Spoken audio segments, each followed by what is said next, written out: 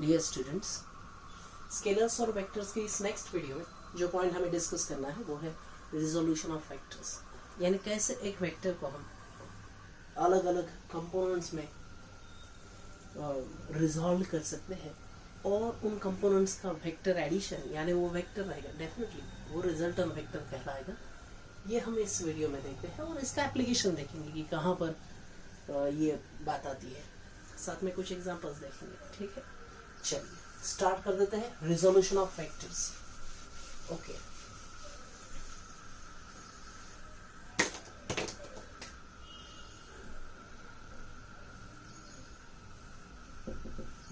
resolution of a vector। अब देखिए, कोई भी एक वेक्टर कंसिडर कीजिए। Let us consider this vector v। एक वेक्टर लिया मैंने v। अगर मैंने v को ऐसे लिखा lambda p bar and mu q bar, where this lambda and mu are scalar, एक नंबर है वो, कोई भी नॉन जीरो। ठीक है, अगर ऐसा है तो यहां पर आप देख सकते हैं क्लियरली कि इस v को मैंने लैम्बडा p और म्यू q इनके एडिशन में लिखा है। इनके एडिशन यानी ये बात है, ऐसा मैंने यहां पर कह दिया है। अगर ऐसा है, ठीक है, तो ये जो lambda p and mu times q, इनको मैं कहूंगा कि ये है components of vector v in the direction of p and q, in the direction of what? p and q। जरा देखिए, v रहेगा वहां पे रिजल्टेंट वेक्टर। ये v का क्या नाम रहेगा यहाँ पे? Resultant vector. यानी इस सिंगल वेक्टर को मैं इन दो वेक्टर्स में अगर तोड़ देता हूं तो इसे हम कहते हैं रिजोल्यूशन ऑफ वेक्टर्स। इसे हम क्या कहते हैं? बोलिए, resolution of vectors. Single vector, two और मोर देन टू वेक्टर्स के वेक्टर एडिशन में आप रिप्रेजेंट करते हैं, तो उन सिंगल वेक्टर्स को, इंडिविजुअल वेक्टर्स को हम उस मेन वेक्टर का, यानी जैसे यहाँ पे lambda p bar and mu q बार, ये जो वेक्टर्स है इनको मैं v का, क्योंकि इनकी एडिशन आपने क्या दिखा है? v बार। सो ये जो v वेक्टर है वो इन दोनों का रिजल्टेंट वेक्टर है, ऐसा कह दीजिए। या फिर v वेक्टर के ये दो कंपोनेंट्स हैं। ये दो क्या है? बोलिए, कंपोनेंट्स। ठीक है, अब मैं ये देखना चाहता हूं कि किसी सिंगल वेक्टर को मैं अगर रिजॉल्व करना चाहता हूं तो मेरे पास कौन से मेथड्स है या वेज है कि जिस वेज के थ्रू मैं किसी सिंगल वेक्टर को रिजॉल्व कर पाऊंगा। तो वो देखते हैं। चलो देखो, there are two ways, two different methods are there in order to resolve a vector। और वो कौन से, मैं आपको यहां पे बता देता हूं। सबसे पहले है रेक्टेंगुलर कंपोनेंट, यानी ये रेक्टेंगुलर कंपोनेंट वाला मेथड है एक। एंड नेक्स्ट है ऑब्लिक यानी making certain angle other than 0 and 90। ठीक है, सो ऑब्लिक कंपोनेंट्स,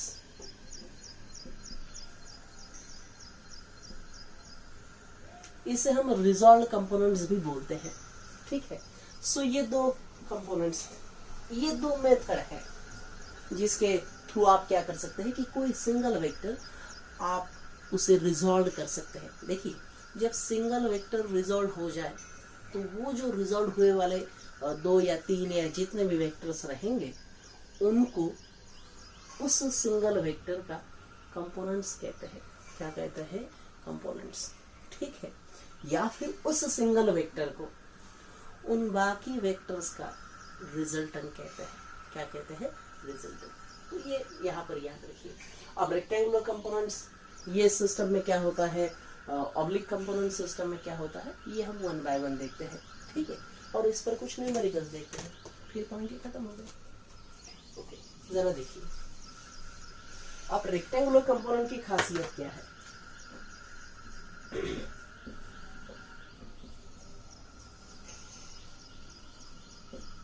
रेक्टेंगुलर कंपोनेंट्स, तो आप यहां पर याद रखिए कि रेक्टेंगुलर कंपोनेंट्स ये ऐसे कंपोनेंट्स रहेंगे, मैं सबसे पहले आपको क्लियर कर देता हूं कि ये ज्यादा से ज्यादा 3 रेक्टेंगुलर कंपोनेंट्स हो सकते हैं।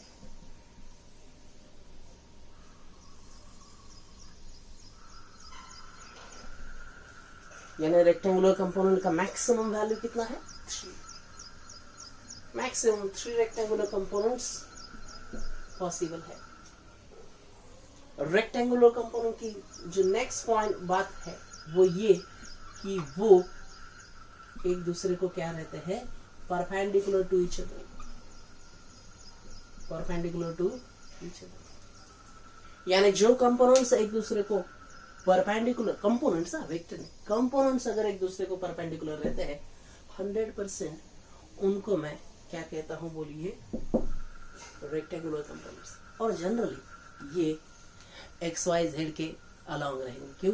क्योंकि XYZ ये जो एक्सिस है, आप देखिए कि ये तीनों भी कैसे हैं? Mutually perpendicular. अब एक्सिस हमारे पास 3 है, तो इसलिए हमने कहा कि रेक्टेंगुलर कंपोनेंट्स कितने हो सकते हैं? 3। अब आपने कब रिजॉल्व करना और कब नहीं, ये मैं आपको क्लियर करता हूँ।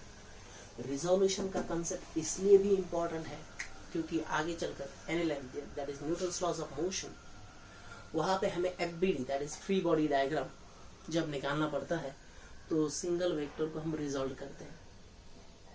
तो कब रिजॉल्व करना है, कब नहीं करना है, ये आपको समझना चाहिए। जनरली ज्यादा जो यूज है वो हमें किसका यूज है? रेक्टेंगुलर कंपोनेंट का ही है। जरा देखिए, मैं आपको बता देता हूं कि कैसे। अब पहले 2 डायमेंशनल रेक्टेंगुलर कंपोनेंट डिस्कस करते हैं और बाद में 3 डायमेंशनल, ठीक है। अब मैं 2 डायमेंशनल रेक्टेंगुलर कंपोनेंट देखूंगा पहले। 2 डायमेंशनल रेक्टेंगुलर कंपोनेंट्स, ठीक है। अब उसके लिए आपको 2 डायमेंशन यानी आपको एक्स और वाई एक्सिस लेना पड़ेगा, एक प्लेन कंसीडर करना पड़ेगा, सिंपल सी बात है, ठीक है। ये इस तरह से late us consider this is x axis और ये कौन सा एक्सिस लीजिए? वाई एक्सिस लीजिए, ठीक है। और अगर यहां पर ऐसा होता है कि एक वेक्टर लिया आपने, let us consider this vector to be vector A, इस वेक्टर ने इसके साथ एंगल बनाया थीटा, आपको वाई एक्सिस के साथ दे या फिर एक्स एक्सिस के साथ दे, अगर दिया गया वेक्टर एक्स या वाई या जेड इनके साथ पर्टिकुलर एंगल बनाता है अदर देन 0 और 90, आपको उसके रिजोल्यूशन करना पड़ता है और कंपोनेंट्स लेने पड़ते हैं। आप हमेशा याद रखिए। हाँ, अगर ऐसा होता कि ये देखिए ये एक्स एक्सिस और ये वाई एक्सिस, ठीक है, अगर आप इसे कंसिडर करते और ये अगर आपका वेक्टर रहता वेक्टर ए, या फिर आप ऐसा कह दीजिए कि ये वेक्टर है मेरा वेक्टर बी, तो इस केस में आप देखिए वेक्टर ए या वेक्टर बी ये along the X and along the Y axis है रिस्पेक्टिवली। अगर ऐसा होता है कि वो एक्सिस के अलोंग ही है, उस वेक्टर को आप उसका रेक्टेंगुलर कंपोनेंट नहीं लेते हैं, जरूरत नहीं पड़ेगा आपको, ठीक है। वो रिजॉल्व नहीं होगा, फिर along X axis Y axis ही ले लो, ठीक है। समझ रहे हैं ना? तो देखिए ये कंसेप्ट अगर आप अच्छे से याद रखते, कहां पर? एफबीडी के केस में, कि अगर कोई फोर्स या फोर्स ही कहिए क्योंकि एफबीडी में फोर्स ही दिखाएंगे आप, वर्टिकली डाउनवर्ड या वर्टिकली अपवर्ड यानी अलोंग वाई एक्सिस रहेगा, या फिर हॉरिजॉन्टली एक्ट होता है एग्जैक्ट हॉरिजॉन्टल यानी अलोंग एक्स एक्सिस, ठीक है, उस केस में आप उस फोर्स को रिजॉल्व नहीं करते, ठीक है, आपको ये समझेगा।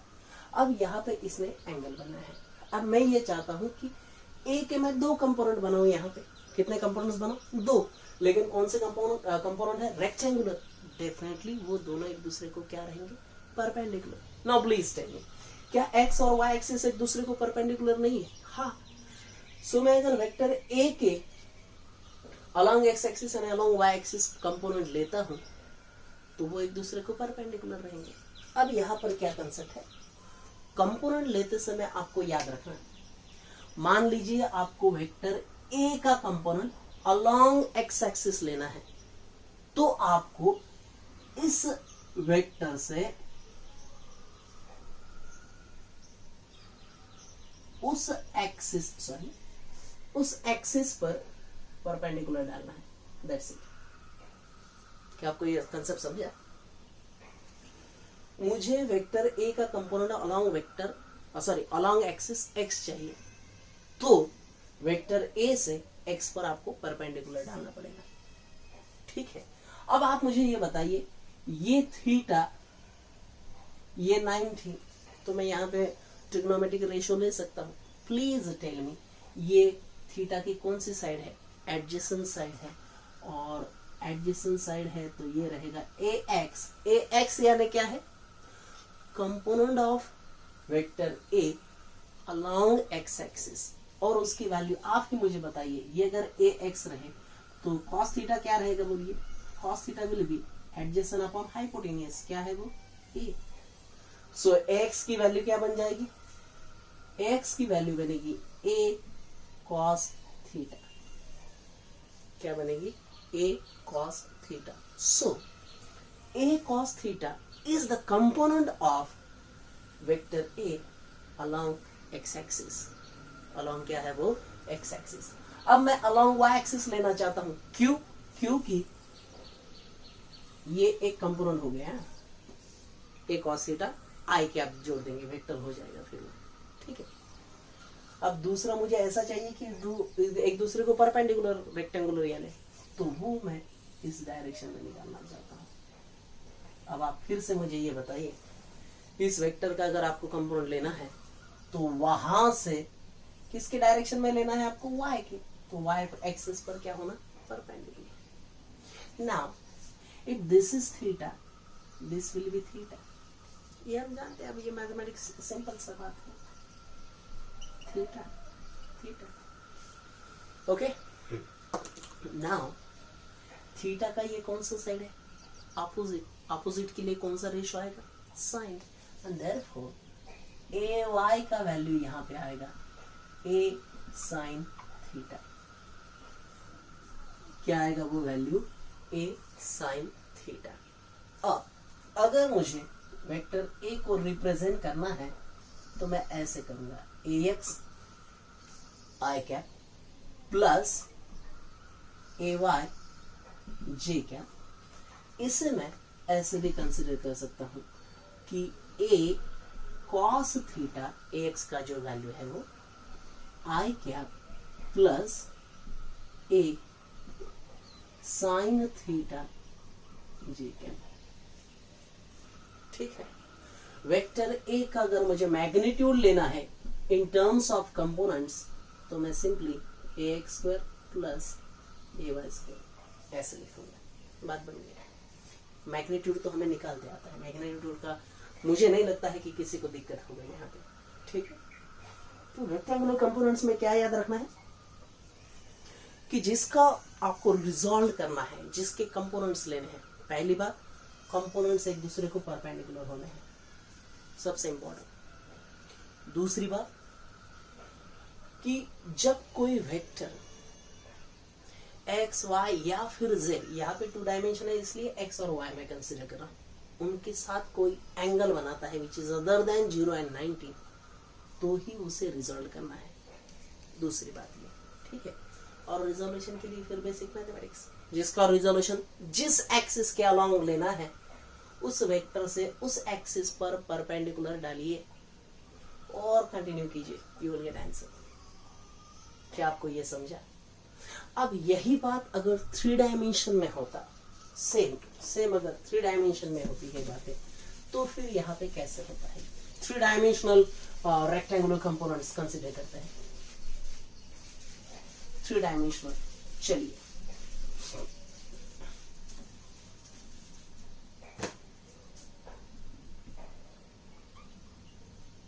थ्री डायमेंशनल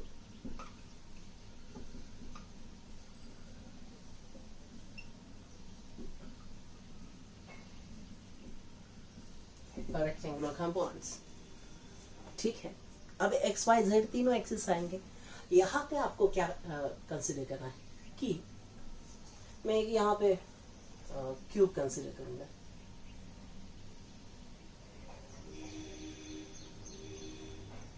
अब आपको डायग्राम को थोड़ा सा कंसिडर करना है यहाँ पे।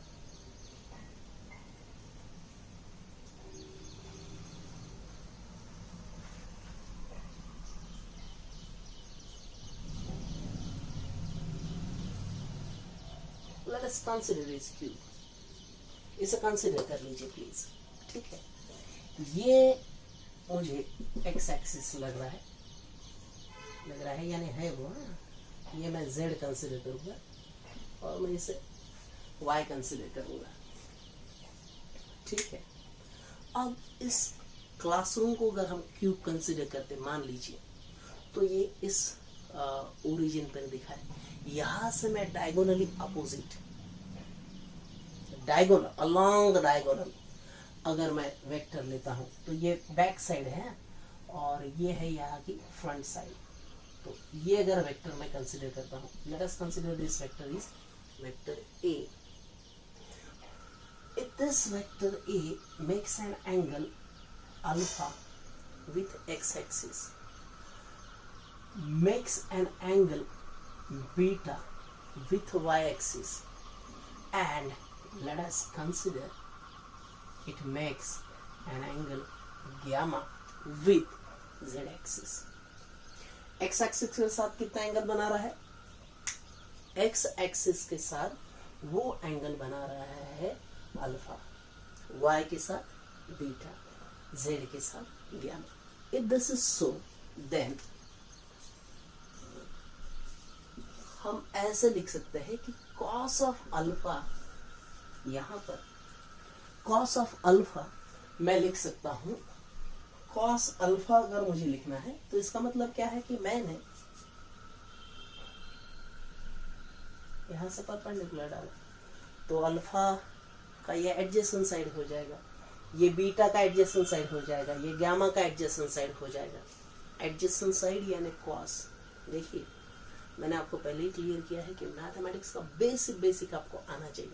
ट्रिग्नोमेट्री आप अच्छे से पढ़ लीजिए, अगर आपको कुछ डाउट्स है वहां पे फिर से एक बार उसे देखिए। जब तक हमारा वो क्लासेस वगैरह शुरू नहीं हो रहे तब तक ही आपको ये काफ़ी टाइम है कि आप 9-10 का जो आपका बेसिक है मैथमेटिक्स वो अच्छे से क्लियर करिए, ठीक है। नो डाउट नेक्स्ट टॉपिक से पहले या उसके बीच में हम बेसिक मैथमेटिक्स, इंटीग्रेशन, डेरिवेटिव ये सब लेने वाले हैं, लेकिन आपके अगर पहले ही थोड़े कंसेप्ट ट्रिग्नोमेट्री के एटलीस्ट क्लियर होते हैं तो आपको उसका काफ़ी ज़्यादा फायदा मिलेगा, ठीक है।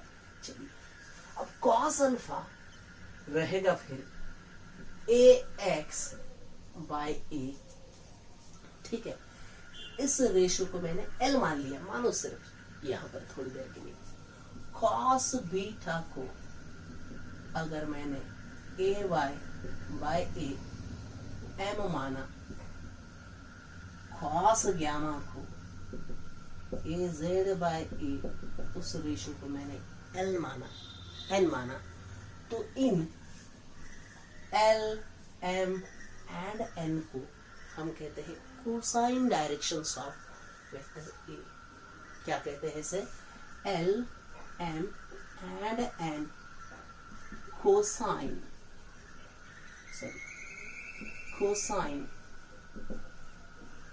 डायरेक्शंस ऑफ, या फिर direction cosine of vector A। Direction cosine of what? Vector A along x, y and z। अगर आपको कोई एक वेक्टर देते हैं, वो एक्स एक्सिस के साथ, वाई एक्सिस के साथ या फिर जेड एक्सिस के साथ पर्टिकुलर एंगल बनाता है, वो एंगल आपको दिया जाए, तो आप हमेशा याद रखिए कि ये रेशो आपको लेने हैं। ठीक है, कॉस अल्फा क्या रहेगा फिर, उस वेक्टर का along X axis component divided by उस वेक्टर का मैग्नीट्यूड बीटा से गामा से। ठीक है, अब अगर मैं ऐसा करता हूं, अब ये याद रखिए, यहाँ पे फिर आपको जो पॉइंट याद रखना है, जिसे दुनिया वाले कोसाइन रूल कहते हैं। क्या कहते हैं? Cosine rule. तो वो रूल यहाँ पे याद रखिए कि L square M square plus N square, इनका जो वैल्यू रहेगा cos square alpha plus cos square beta plus cos square gamma, वो हमेशा 1 रहता है। क्या रहता है वहां पे? 1। ठीक है, इसे हम कोसाइन रूल कहते हैं। एंड इसे आप ऐसे भी लिख सकते हैं, sine square alpha sine square beta sine square gamma is equal to 2 आता है। कितना आता है वो? 2। इनको मैं कहता हूं कोसाइन रूल। कौन सा रूल है ये? कोसाइन। तो रेक्टेंगुलर कंपोनेंट्स की अगर बात करते हैं तो वहां पे आप कोसाइन रूल लगाते हैं, और जब आप ऑब्लिक कंपोनेंट्स की बात करते हैं तो वहां पे साइन रूल, और साइन रूल का मॉडिफिकेशन जो किया है दैट इज लैमीज थ्योरम, वो लगाते हैं। ठीक है, अब देखिए, आपको अगर यहाँ पर ये वेक्टर लिखना, ये मेरे ख्याल से क्लियर हो जाएगा आपका। ठीक है, देखो, अब इस केस में आप ये लिखना चाहते थे ए, तो वो फिर क्या रहता है मुझे बोलिए? That will be then A X I cap A Y J cap A Z K cap. Mod of vector A क्या रहेगा? ए एक्स स्क्वायर, रूट में A X square plus A Y square plus A Z square. क्या आपको आ जाएगा? देखिए, rectangular components हम तभी consider करेंगे जब कोई वेक्टर एक्स वाई या जेड एक्सिस के साथ पर्टिकुलर एंगल बनाएगा which is other than 0 and 90। Rectangular components ज्यादा से ज्यादा 3 हो सकते हैं। रेक्टेंगुलर कंपोनेंट्स की ज्यादा से ज्यादा वैल्यूज कितनी है? 3। रेक्टेंगुलर कंपोनेंट की खासियत ये है कि रेक्टेंगुलर कंपोनेंट, आप ये याद रखिए, रेक्टेंगुलर कंपोनेंट कभी भी दिए गए वेक्टर के मैग्नीट्यूड से कम ही रहेंगे।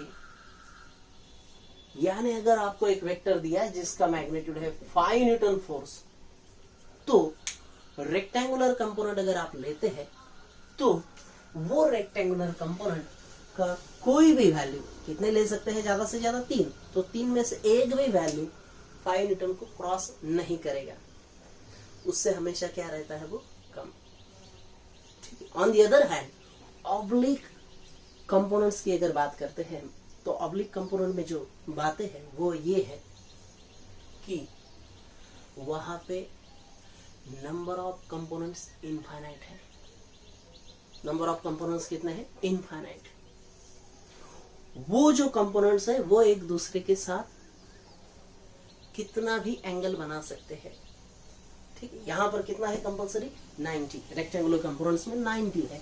On the other hand oblique components में वो एंगल कितना भी रह सकता है। ऑब्लिक कंपोनेंट्स कितने भी रह सकते हैं, यानी इनफाइनाइट नंबर्स रह सकते हैं। रेक्टेंगुलर कंपोनेंट्स का वैल्यू कितने कंपोनेंट्स रह सकते हैं? ज्यादा से ज्यादा 3। ठीक है, नेक्स्ट जो पॉइंट है कि रेक्टेंगुलर कंपोनेंट का जो मैग्नीट्यूड रहेगा वो कभी भी दिए गए जिसका आप रिजोल्यूशन करके कंपोनेंट्स बनाए उस वेक्टर के मैग्नीट्यूड से कभी भी वो ज्यादा नहीं होगा। On the other hand oblique components can be greater और लेस और इक्वल टू द वेक्टर, यानी जिस वेक्टर का आप रिजोल्यूशन कर रहे हैं उस वेक्टर के वो मैग्नीट्यूड जितना होगा उससे ज्यादा भी पॉसिबल है, उससे कम भी पॉसिबल है, रेक्टेंगुलर कंपोनेंट ज्यादा नहीं होता है। ठीक है, आपको ये कंसेप्ट समझेगा जो डिफरेंस मैंने बोला है। क्या बोला है मुझे एक बार क्लियर कीजिए। रेक्टेंगुलर कंपोनेंट्स में एंगल कितना होना, 100%, 90। On the other hand oblique components में ऐसे कोई कंडीशन नहीं है, एंगल कुछ भी हो सकता है। और रेक्टेंगुलर कंपोनेंट्स कितने हो सकते हैं मुझे बोलिए, ज्यादा से ज्यादा 3। ठीक है, और ऑब्लिक कंपोनेंट्स कितने हो सकते हैं, इनफाइनाइट। नेक्स्ट, ऑब्लिक कंपोनेंट जो रहेगा वो जिसका आपने कंपोनेंट लिए है उस वेक्टर के मैग्नीट्यूड से ज्यादा रह सकते हैं, कम रह सकते हैं, इक्वल रह सकते हैं। On the other hand rectangular components हमेशा दिए गए वेक्टर से क्या रहते हैं, कम रहता है उनका मैग्नीट्यूड। ओके, अब डिस्कस करते हैं ऑब्लिक कंपोनेंट्स। अब जैसे यहां पर हमने क्लियर किया कि ऑब्लिक कंपोनेंट्स में एंगल जो है वो वेरी होता है। रेक्टेंगुलर कंपोनेंट्स में एंगल कितना है, 90, मस्ट बी 90 रहेगा तो ही ये बात बनेगा। ठीक है, रेक्टेंगुलर कंपोनेंट्स कब लेना, जब दिया गया वेक्टर एक्स वाई और जेड के साथ पर्टिकुलर एंगल बनाए तो ही, अलोंग एक्स रहे, अलोंग वाई रहे, अलोंग जेड रहे, रेक्टेंगुलर कंपोनेंट्स लेने की जरूरत नहीं। ठीक है, सो थीटा एंगल ये कुछ भी रह सकता है ऑब्लिक कंपोनेंट्स में, ये पहली बात। दूसरी बात, देयर आर इनफाइनाइट नंबर्स। कितने नंबर्स रह सकते हैं, इनफाइनाइट्स। ऑब्लिक कंपोनेंट्स में कोई आपको नंबर का कोई फिक्स वैल्यू नहीं है। जैसे रेक्टेंगुलर कंपोनेंट ज्यादा से ज्यादा कितने रह सकते हैं, 3, ये इनफाइनाइट रह सकते हैं। नेक्स्ट, ऑब्लिक कंपोनेंट का जो मैग्नीट्यूड है वो equal to main vector, magnitude of main vector या फिर रिजल्टेंट वेक्टर ऐसे कहिए, उसके मैग्नीट्यूड जितना या उससे कम उससे ज्यादा हो सकता है। ठीक है, सो let us consider two vectors. Let's consider this is vector A and this is vector B. Okay, और ये दो कंपोनेंट्स है, vector A and vector B क्या है, दो कंपोनेंट्स।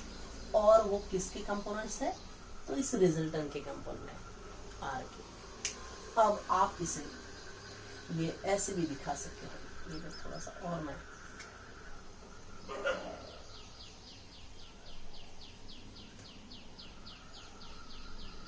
अब इस ये पैरेललोग्राम जैसा बनेगा। ठीक,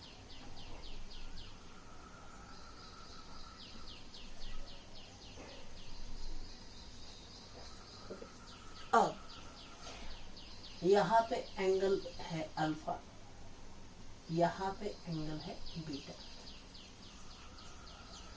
यानी इस वेक्टर ने ये हमारा मेन वेक्टर है आर, उस वेक्टर ने इस कंपोनेंट के साथ कितने का एंगल बनाया, कितना एंगल बनाया, अल्फा। इसके साथ कितना एंगल बनाया, बीटा। दो कंपोनेंट्स के बीच में एंगल है अल्फा प्लस बीटा। दो कंपोनेंट्स कौन से हैं यहाँ पे आपको समझा, vector A and vector B, ये दो कंपोनेंट्स है। मैं आर को रेक्टेंगुलर कंपोनेंट्स भी ले सकता हूँ। अगर मैं यहाँ पर एक्सिस कंसीडर करूँ तो फिर इसके जगह मैं कहूंगा कि आर कॉस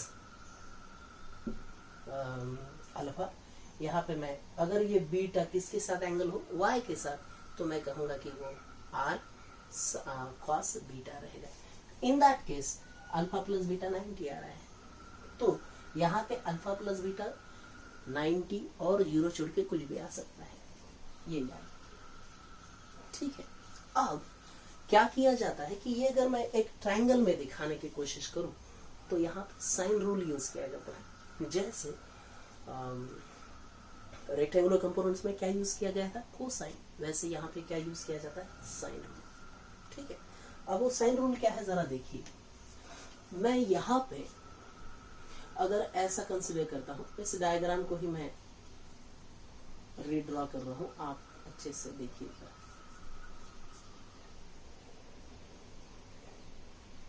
मेरे ख्याल से वही अगर कलर यूज करूँ तो शायद आपको दिक्कत नहीं होगा। ये आर है, ये ए है। आर ने ए के साथ कितना का एंगल बनाया था? अल्फा। ठीक है, और मैं यहां पर अगर बी दिखा दूं तो बी ने आर के साथ कितना एंगल बनाया? अब एंगल बिटवीन टू वेक्टर्स लेते समय आपको याद क्या रखना है कि या तो वो को इनिशियल होने हैं। जरा यहाँ पे देखिए, ये वेक्टर और ये वेक्टर, तो ये को इनिशियल है, तो एंगल वहां पे कंसीडर करते हैं। ये को टर्मिनल है। ठीक है, अब ये ए और बी के बीच का एंगल कितना है बोलिए? अल्फा प्लस बीटा, और वो ये नहीं है। क्यों नहीं हो सकता है जरा बताइए? ये वो एंगल नहीं है। ऐसा क्यों? क्योंकि ए और बी यहां पर को इनिशियल या को टर्मिनल नहीं है। इसीलिए इस वेक्टर को मैं ऐसे कंसीडर करूंगा कि ये थोड़ा सा आगे गया है ऐसे, और फिर वो एंगल ये रहेगा। क्या आपको ये एंगल का कंसेप्ट समझा? और वो एक्सटीरियर एंगल का अगर कंसेप्ट यूज करते हैं यहाँ पे, तो वो है alpha plus beta. If this is सो, तो यहां पर मैं साइन रूल अगर लगा देता हूं, क्या लगा देता हूं बोलिए? Sine rule. तो साइन रूल का क्या कहना है जरा देखिए। आप कोई भी वेक्टर लीजिए, एक वेक्टर लिया मैंने, वेक्टर ए। कौन सा वेक्टर कंसीडर किया मैंने? ए अपॉन ए वेक्टर अगर आप कंसीडर करते हैं तो ए छोड़ दीजिए, और जो बाकी के दो वेक्टर्स है, ठीक है, ए क्या कर दीजिए यहाँ पे? ए वेक्टर को छोड़ दीजिए। ए छोड़ के जो दो वेक्टर है, कौन से है वो? आर एंड बी है। ठीक है, उनके बीच का एंगल लीजिए। आपको कंसेप्ट समझा? जो वेक्टर आप कंसीडर कर रहे हैं वो छोड़ के बाकी के जो दो रहेंगे उनके बीच का एंगल कंसीडर कीजिए। सो ये ए छोड़ दिया आपने, तो बचा क्या फिर? R and B. तो उनके बीच का एंगल कितना है? उनके बीच का एंगल कितना है? बीटा। एंड देयरफॉर यहाँ पे आप कंसीडर करते हैं upon sine beta is equal to, अब मैं अगर वेक्टर बी कंसीडर करूं, बोलिए ना, वेक्टर बी अगर छोड़ दिया जाए तो फिर रहा आर एंड ए। उनके बीच का एंगल फाइंड आउट कीजिए। उनके बीच का एंगल कितना है? आर एंड ए के बीच में alpha, and therefore it will be sine alpha. क्या आपको कंसेप्ट समझ रहा है? साइन रूल के लिए जो वेक्टर आप कंसीडर करते हैं, मैग्नीट्यूड लेना उसकी, हाँ, जिसकी आप मैग्नीट्यूड लेते हैं, ए की मैग्नीट्यूड, वो वेक्टर छोड़ के बाकी के दो वेक्टर के बीच का जो एंगल रहेगा उसका साइन रेशो लेना पड़ता है। उसका कौन सा रेशो लेना पड़ता है आपको? साइन। ठीक है, बस ऐसे ही कीजिए। ए छोड़ के जो है वो है आर एंड बीटा, उनके बीच एंगल था बीटा, मैंने साइन बीटा लिया। बी अगर मैं कंसिडर करता हूं तो आर और ए रहेगा, उनके बीच का एंगल कितना कंसिडर किया है आपने? डायग्राम देखिए ना, अल्फा कंसिडर किया है। सो ये क्या कंसिडर करेंगे आप मुझे बोलिए? Sine alpha. अब जो लास्ट वाला बचा है वो है आर। आर अगर छोड़ दिया जाए तो ए और बी के बीच का एंगल, और वो है अल्फा प्लस बीटा। क्या है वो? और वहां पे आप लिखेंगे sine alpha plus beta. That's it. क्या आपको ये समझ में आया? हाँ, इसी को आप कॉन्करेंट फोर्सेस एनएलएम में लगा देते हैं। एनएलएम में लगा देते हैं concurrent forces, a force acting on a particular point at the same time। अगर ऐसे होता है कि ये है F1, ये है F2, F2 और ये है F3। अगर ऐसा है और F1 अगर छोड़ दिया जाए तो इनके बीच का एंगल अगर अल्फा है, F2 छोड़ दिया जाए तो बचे दो वेक्टर, उनके बीच का एंगल अगर बीटा है, F3 छोड़ के जो दो बचते हैं उनके बीच का एंगल अगर गामा है। क्या आपको एंगल समझा? F1 छोड़ के दो वेक्टर्स, वैसे तो किया है यहाँ पे। ऐसे अगर है तो यहाँ पर मुझे बताइए कि मैं किस तरह से ये रूल लगा सकता हूँ, तो मुझे लगाना पड़ेगा F1 अपॉन F1 छोड़ के दो जो है वेक्टर है F2 एंड F3, उनके बीच का एंगल कितना है अल्फा, आप कहेंगे साइन अल्फा। ये F2 आप कहेंगे साइन बीटा, ये F3 आप कहेंगे साइन गैमा। लैमीज थ्योरम, कौन सा थ्योरम है ये? Lami's theorem. This is very important theorem in NLM में हम यूज करके न्यूमेरिकल्स। अभी हम नहीं लेंगे, देखिए आगे के चैप्टर की न्यूमेरिकल यहाँ पे लिया तो हो सकता है कि आपको थोड़ा सा वो डिफिकल्ट लगे, और फिजिक्स अगर इनिशियल स्टेज में ही अगर डिफिकल्ट लगे तो फिर लोग डर जाते हैं, पहले ही फिजिक्स से लोग डर जाते हैं काफी सारे बच्चे।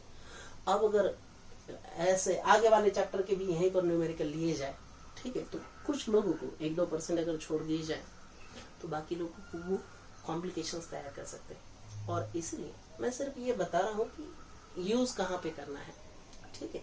न्यूमेरिकल्स हम एनएलएम में ही देखेंगे। देखिए जो भी टॉपिक होगा वो कंप्लीट होने के बाद ही आपको समझेगा कि वो कॉम्पिटिटिव लेवल पर लिया गया है या नहीं लिया है, ठीक है। तो अब डेफिनेटली आपको समझेगा वो, ठीक है।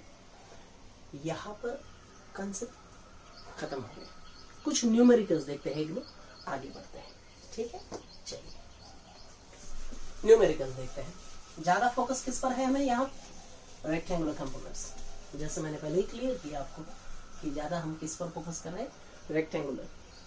ऑब्लिक कंपोनेंट्स आता है एनएलएम में, फ्री बॉडी डायग्राम का वो कॉन्करेंट फोर्सेस वाला जो पॉइंट रहेगा तब डेफिनेटली आएगा। Concurrent, non linear and coplanar, ठीक है। एग्जाम्पल्स, पर्टिकुलर एग्जाम्पल्स कंसिडर करते हैं।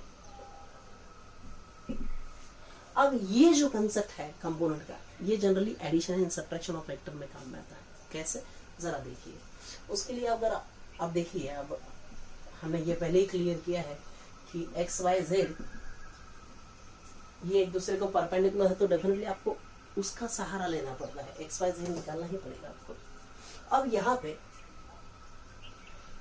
एक वेक्टर कंसिडर किया है मैंने,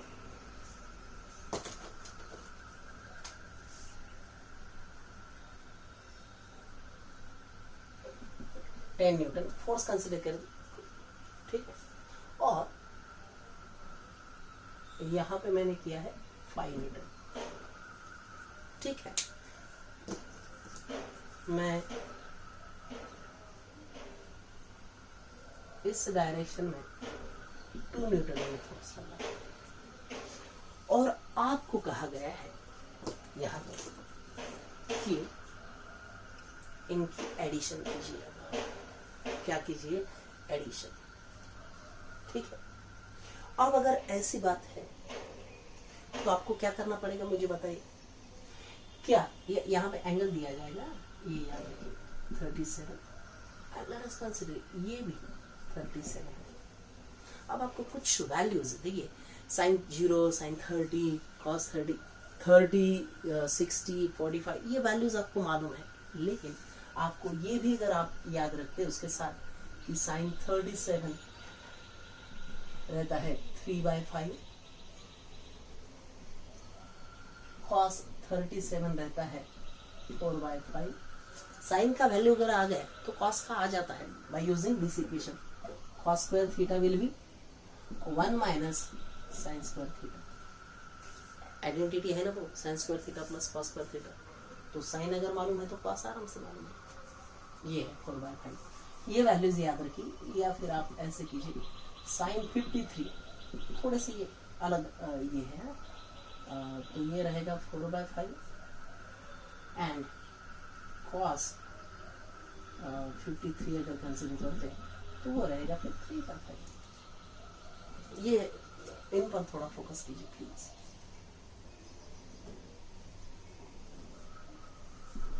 ओके, ठीक है। चलिए मैं यहाँ पर इसे सॉल्व करके देता हूँ। ये वैल्यूज आप याद रखेंगे, ऐसा मैं कंसिडर करता हूँ।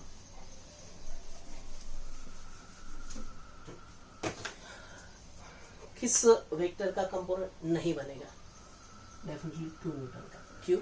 अलॉन्ग वाई एक्सिस है, need not to resolve it. ये 37, तो ये एडजेसेंट साइड, ये कौन सा रहता है जरा बोलिए? ये रहेगा, ये अगर मैं F1 मानूं यहाँ पर, है ये मैं इधर F2 मानूं, मैग्नीट्यूड लिया है तो सिर्फ F1 F2 F3 बोल दीजिए, बात बन जाएगा। जरा बताइए ये क्या रहेगा फिर? F1 साइन या कॉस? कॉस 37, ये इस वेक्टर का कंपोनेंट। दूसरा कंपोनेंट डेफिनेटली इधर रहेगा। अब ये कॉस है तो ये साइन रहेगा। आपने एंगल कौन सा कंसिडर किया है? 37 वाला, ठीक है। इसीलिए आप क्या करेंगे यहाँ पे? कॉस सॉरी F1 साइन 37 लेंगे। अब आप अगर कहेंगे नहीं मैं सर ये एंगल कंसिडर करूंगा, ये 53 बनेगा। 53 बनता है क्या जरा देखिए? हाँ, तो उसका एडजेसेंट लेंगे तो फिर ये बनेगा F1 cos 53। अब cos 53 लेना क्या, sin 37 लेना क्या, सेम अभी आपने डिस्कस किया, ठीक है। लेकिन क्या करना, एक एक्सिस के अलावा cos और sin ऐसे ही, कंफ्यूजन नहीं होता है। किस मेथड से भी सॉल्व किए तो वही आने वाला है। ये 37, तो ये क्या बनेगा जरा मुझे बताइए? इस डायरेक्शन में रहेगा। ये F3 है क्या? F3 सॉरी cos रहेगा ना, cos 37, और डेफिनेटली ये फिर से उसी डायरेक्शन में F3 cos की जगह साइन रहेगा 37। नाउ जरा केयरफुली देखिए कि ये F3 cos 37 और F1 cos 37 एग्जैक्टली अपोजिट है, subtraction. 2 Newton, F3 sin 37, F1 sin 37 एक ही डायरेक्शन में है, क्या रहेगा बोलिए? एडिशन। सो यहाँ पर मैं ये कर देता हूँ। सो मैं अगर ये कह दूं कि समेशन ऑफ Fy, तो वो रहेगा F2 plus F1 sin 37 plus F3 sin 37। Now put the values। F2 कितना है? 2 न्यूटन। F1 कितना है जरा बताइए मुझे? 10 न्यूटन। sin 37 कितना आता है? 3/5। तो जरा देखिए 10 3/5, क्या ये 6 बनता है? हाँ, तो मैं प्लस 6। नाउ ये F3 sin 37 क्या रहेगा? F3 की वैल्यू है 5 और sin 37 3/5, 5 ये कैंसिल, तो ये क्या बनेगा बोलिए? 3। आप समझ रही है बात? हाँ, तो ये कितना बन रहा है जरा बताइए? 11 न्यूटन। Fy का वैल्यू कितना आया? 11 न्यूटन, ठीक है। Now let us consider Fx क्या है जरा बताइए मुझे? अब दो में से कौन सी वैल्यू बड़ा रहेगा? डेफिनेटली ये बड़ा रहेगा, ठीक है। cos 37 कितना आता है? 4/5, और 5 2 जार वो कट जाएगा, और ये 4 2 जार 8 बनेगा। 8 माइनस ये बनेगा 4, तो मेरे ख्याल से ये आया 4 न्यूटन। अब आप इसे ऐसे भी लिख सकते हैं, ऊपर की तरफ कितना है ये? 11 न्यूटन, एक फोर्स Fy की बात है ये, और Fx कौन सा डायरेक्शन में दिखाएंगे आप? राइट साइड को या लेफ्ट साइड को? तो जो वैल्यू बड़ा रहता है सब्ट्रैक्शन उसी के डायरेक्शन में। सो ये वैल्यू बड़ा था उसके डायरेक्शन में, ये है Fx 4 न्यूटन। इनके बीच में एंगल कितना है? 90। अगर मुझे इसको सॉल्व करना है तो ये definitely F resultant will be 11 square that is 121, और ये 4 स्क्वायर दैट इज 16। कितना बनेगा बोलिए? एडिशन कीजिए ना, तो ये मेरे ख्याल से बन रहा है 137। This will be your answer, final answer एकदम, ठीक है। क्या आप ये समझ पाएंगे? ये काफी सिंपल, लेकिन जितनी ज्यादा प्रैक्टिस करेंगे उतना आपको फायदा रहेगा। ओके, प्रैक्टिस के लिए हम कई सारे न्यूमेरिकल्स का वर्कशीट डिस्कस करेंगे और आगे बढ़ेंगे, ठीक है। This is all about resolution of vectors. क्या आपको ये समझ में आ जाएगा? अच्छे तरह से जो आपके पास रेफरेंस बुक्स है वहाँ से पढ़िए और फिर ये कंसेप्ट देखिए। जो रेफरेंस बुक्स में आपके पास क्या कहेंगे आप उसे एग्जाम्पल से उसे सॉल्व कीजिए और आगे बढ़िए। ठीक, थैंक यू। हम रुक जाते हैं।